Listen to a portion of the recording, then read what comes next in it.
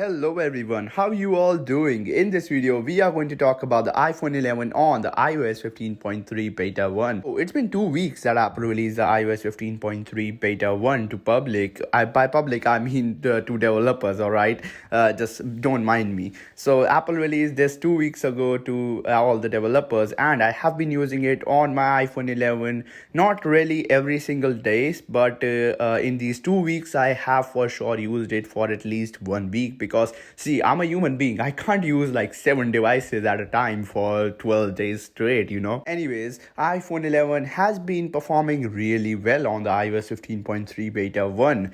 Getting straight to the point, should you install the iOS 15.3 beta 1 on your primary device on your iPhone 11? The answer is yes and no. If it is your primary device, then the answer is no. If it is your secondary device, the answer is yes, because it is great update to test out on your secondary device.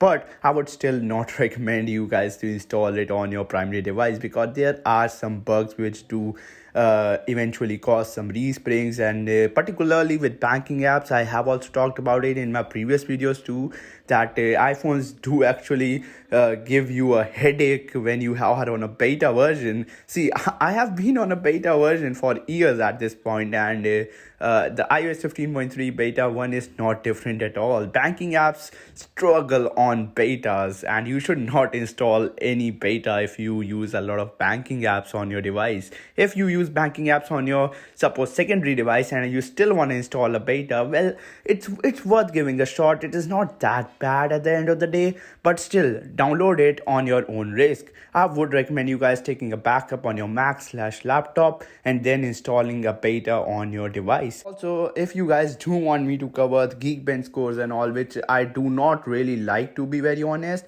I just do not think so that Geekbench are the best way to represent how you're gonna use your phone in real life and how the performance is. The short and simple answer is that the performance is superb on the iPhone 11. You are not going to have any issues on the iOS 15.3 when you are going to install it on your device. Still, at the end of the day, by the time I'm recording this video, I have had just 2 weeks of experience using it on a beta 1. Be sure to subscribe for my follow-up video, and I will be installing RC and all on my device too, so be sure to subscribe and turn on notification if you haven't already. Now, talking about the cellular issue, well, apparently some of you guys DM'd me on Twitter at the rate @techhyped. You guys were having some issues with cellular connectivity on your iPhone 11. Well, it was not really an issue for me. I have had no issues with my iPhone 11, and this is something which happens with not just a beta, it happens with a normal public version update too.